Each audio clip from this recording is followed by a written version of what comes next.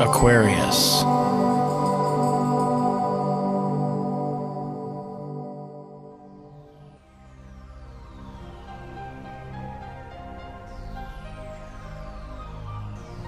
Hello Aquarius, how are you? This is your forecast for May 2015, and this month we're going to have a little bit of challenges going on, but it's good though because we don't grow without being challenged. And so we got a few aspects here that are going to be hitting in back to back.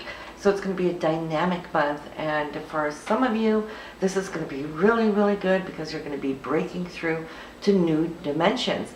And for some of you, it might be a few OMGs.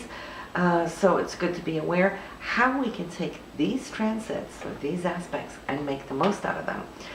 Now, we came through the two eclipses here. We had the total solar eclipse there in March, and then we had the blood moon, the total lunar eclipse there on April 4th.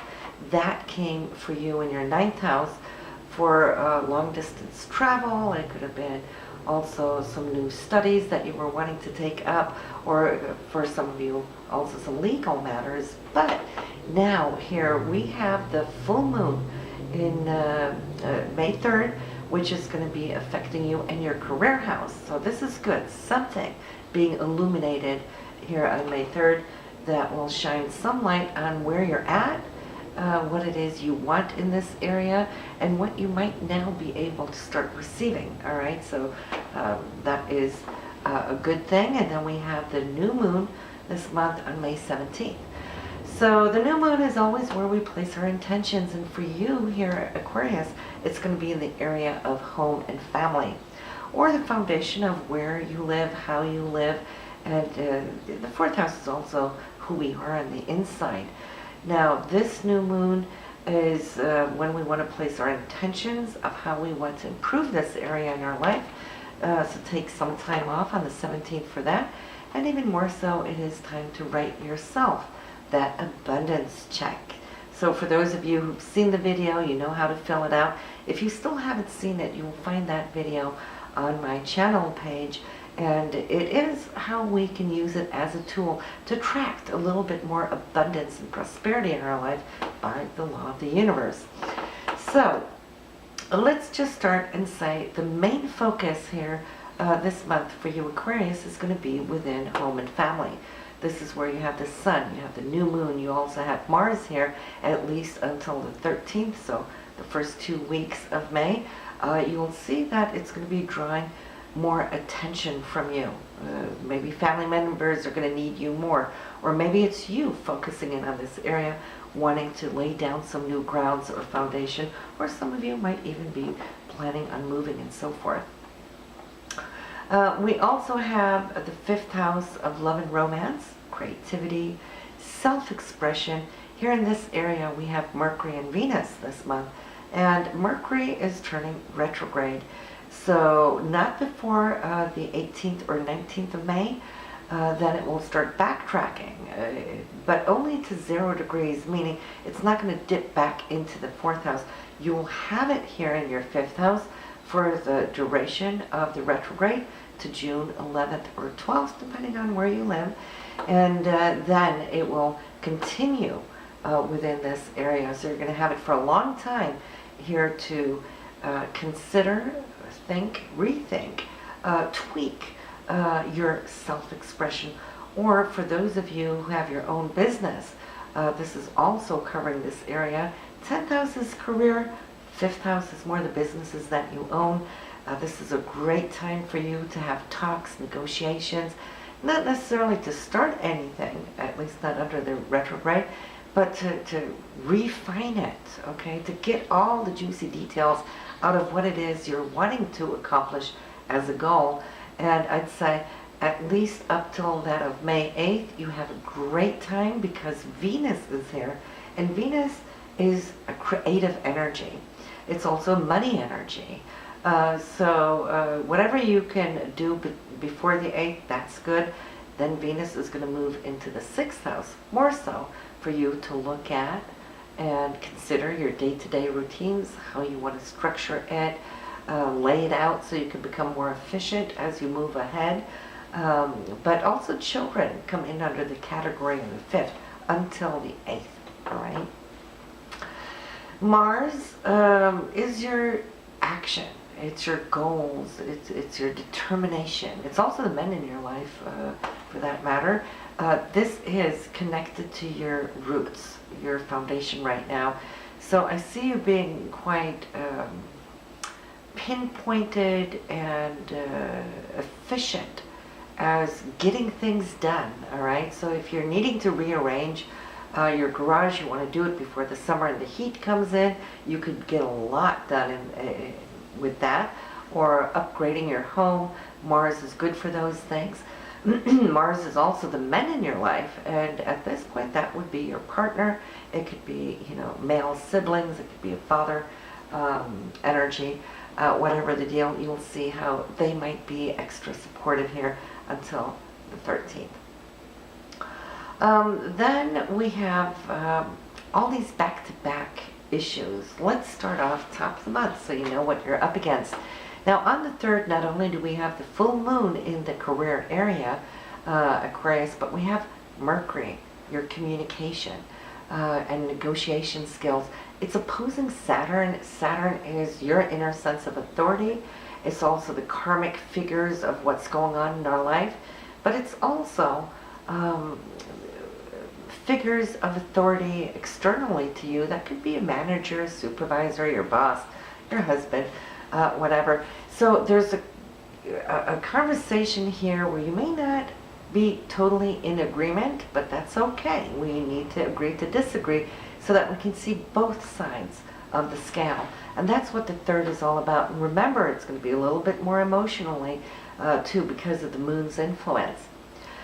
On the 4th, we have the sun, which is you, and then Jupiter, which wants to expand, but they're square to one another. So you might be here and Jupiter's saying, well, let's look at this aspect of it. Now, that would be coming from the area of your partner, because Jupiter is currently in your 7th house of committed relationships. So you might be wanting to pull in one area in the home and your partner perhaps in another. But on the 6th, I see you finding some kind of mutual ground where you're both happy for the stance that you're taking. There's a pivotal point of some transformation going on, because Pluto is always very passionate about what it believes in. And then we start with the 9th. This is when things are going to start upping its energy a little bit. Mercury and Neptune are now square. It was square with Saturn on the 3rd. Now Neptune is your hopes and dreams, and Mercury is up against this wall. What is it you dream about, Aquarius? This is the day to express it. Not hold back.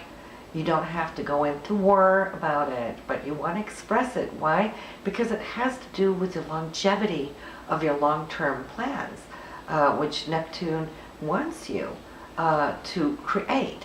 So if you're feeling that there's some stifled energy, then it's time to speak about it. You're preparing for what's coming on the 15th, when Mars, your ambition, is going to be opposing Saturn. Now, Mercury opposed Saturn on the 3rd. So now what you were speaking about may start falling into action, or it could be that now you're starting off on something new that's also asking you to give your best and do it in a gentle way, so you're not opposing the authority system, but working with it, implementing it. On the 16th, we have a very romantic day. That's the date to circle on your calendar to go have a romantic evening out. For those of you single Aquarians, this could be a great day to meet somebody that you can feel in harmony with. Venus being in your 6th house now, because it has moved into this area on the 8th, while you might find somebody at the gym, because the 6th house has to do with health and dieting and working out and so forth. So that could be an area for some of you. On the 22nd, that's going to start the back-to-back challenges here throughout the rest of the month. So let's take it from the first step. That is Venus and Pluto. Venus is love. and romance, but it's also money matters. It's opposing Pluto. Wherever Pluto is tied into our personal planets, we get this dynamic energy. And when they're opposing to one another, it's not just passion, as in the beautiful passion that we have in our lives, but it could also be now opposing one another. So you want to see where your money's going, you're wanting to see where your relationship is going. If there has been things that have been simmering for a while, this would be the time for it to come to the surface, especially because the day after, the Sun, which is you, and Saturn, your authority, is also here in opposition to each other. So these 2 days, your inner essence of who you are and Venus the love is up against what is needing or wanting to transform itself. So this could be an OMG day for a few, but if you recognize it, you'll see it not just as the challenge, but as the opportunity. All challenges, actually, when we're optimistic and positive, we see it as new beginnings, new ways that we can start laying down a different foundation in our lives. On the 25th and 26th, while both Venus and Mars here are going to be challenged, Venus will be with Uranus, Mars will be with Neptune. Both of them are square, so when we come into a square of Uranus, Uranus wants to separate us from what doesn't work. Now that doesn't mean your relationship. It could mean a fragment or a facet of your relationship now that's needing to go, so we can polish maybe those rough edges and create something more beautiful as we go along. Mars is here. It might feel a little confusing because Neptune can do that when it's square or in opposition, but trust your gut. Mars is your action here, but it's also the men in your life might feel a little confused. But you're clear, and especially on the 27th, if Mars has been unclear, today would be the day for you to communicate everything, like to pull the whole package together, because it's been an ongoing unfoldment. On the 29th and 31st, Mercury and the Sun both will be squaring off on the same Neptune, so we might be revisiting a little bit again those things that weren't clear, and especially because Mercury is at this point also retrograde, giving you a second chance. You know, it was direct until the 18th, 19th, so you started something.